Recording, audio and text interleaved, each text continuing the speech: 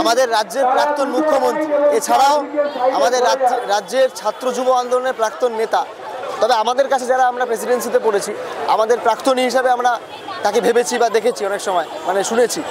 সে জায়গা থেকে সত্যি বলতে গেলে বুদ্ধদেব ভট্টাচার্য আমাদের রাজ্যের অ্যাডমিনিস্ট্রেটিভ বা প্রশাসনিক প্রধানের পক্ষ থেকেও ঊর্ধ্বে গিয়ে ভাবা যায় সাধারণ মানুষ যারা নাকি বামপন্থী রাজনীতির পক্ষে নয়, যারা সিপিআইএম এর পক্ষে নয়, এমন অনেক অংশের মানুষের কাছে উনি অনেক ভালোবাসার একজন ব্যক্তি হিসেবে উঠে এসেছিলেন।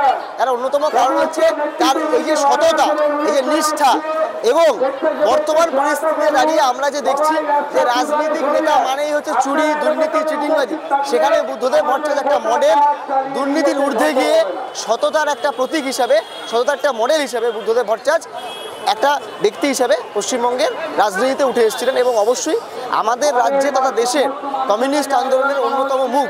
তাই সে জায়গা থেকে বুদ্ধদেব ভট্টাচার্য চলে যাওয়া মানে আমাদের রাজ্যের বামপন্থী আন্দোলন, আমাদের রাজ্যের রাজনীতি এবং সার্বিকভাবে সুষ্ঠুভাবে সততার যে রাজনীতি, যাকে আমরা সত্যিকারের সততা বলি, এটার ক্ষেত্রে অনেকখানি ক্ষতি হচ্ছে বা হয়েছে বা হবে।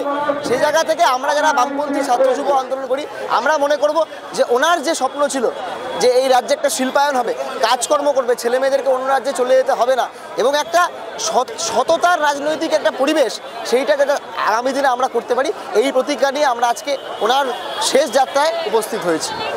আজকে আমরা প্রেসিডেন্সি বিশ্ববিদ্যালয়ের বাংলা বিভাগ থেকে সমস্ত ছাত্রছাত্রী এবং যারা প্রাক্তনীরা আছে তারা আজকে এসেছি। আমাদের এই বিভাগের প্রাক্তনী ছিলেন বুদ্ধদেব ভট্টাচার্য।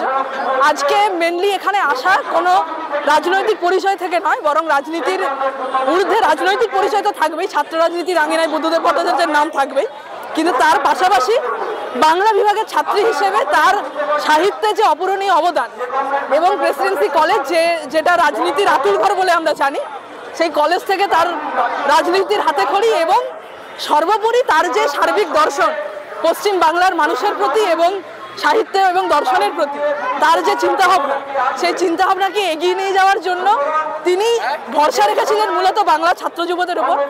আমরা আশা করি যে সেই ছাত্র যুব হিসেবে আমাদেরই দায়িত্ব সেই তার দেখানো পথে এগিয়ে যাওয়া।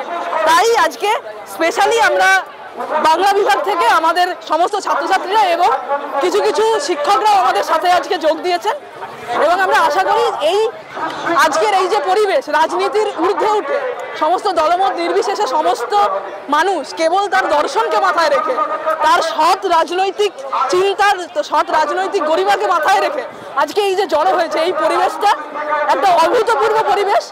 আগামী দিনে রাজনীতিকে যেভাবে কলঙ্কিত করা হচ্ছে, তাতে আগামী দিনে এই পরিবেশ কোনোদিনও তৈরি হবে কিনা সে সম্পর্কে আমরা সন্দিহান। এই পরিস্থিতিতে দাঁড়িয়ে বুদ্ধদেব ভট্টাচার্য আমাদের কাছে একটা উদাহরণ, এবং বিশেষত ছাত্রদের কাছে তার মতো মানুষের অনুপ্রেরণা হিসেবে থাকা খুবই গুরুত্বপূর্ণ বলে আমি মনে করছি।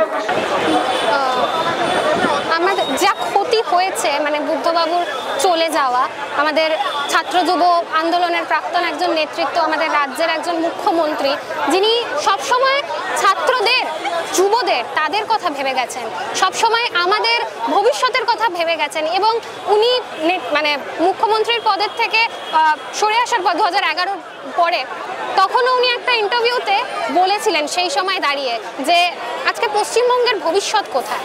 সত্যি তো, আমাদের আজকে ভবিষ্যৎ কোথায়? আমাদের পাড়া প্রতিবেশী আশেপাশের মানুষজন 12 পাশ করার পর তাদেরকে ভিন রাজ্যে পাড়ি দিতে হচ্ছে শুধুমাত্র অর্থ উপার্জনের ন্যায়।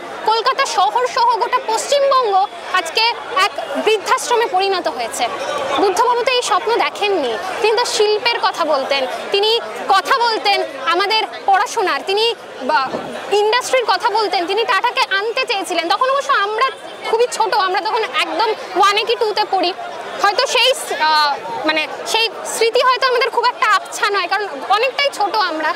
বুদ্ধদেব ভট্টাচার্য 2011-তে যখন মুখ্যমন্ত্রীর পদ থেকে সরে আসেন, তারপরেও কিন্তু তিনি স্বপ্ন দেখেছিলেন, ছাত্র যুবদেরকে নিয়ে স্বপ্ন দেখেছিলেন, কিন্তু কোথাও গিয়ে পশ্চিমবঙ্গের যা আজকের দিনে এই পরিস্থিতি হয়ে দাঁড়িয়েছে, সেটা তো ভুক্তভোগী আমরা নিজেরা অবশ্যই। মানে আমরা প্রত্যেকে প্রবলেম ফেস করছি, রাজ্যে কোনো শিল্প নেই, কোনো কলকারখানা নেই, কোনো কর্মসংস্থানের সুযোগ নেই, মা বাবাদেরকে রেখে আমাদেরকে ভিন রাজ্যে পাড়ি দিতে হচ্ছে।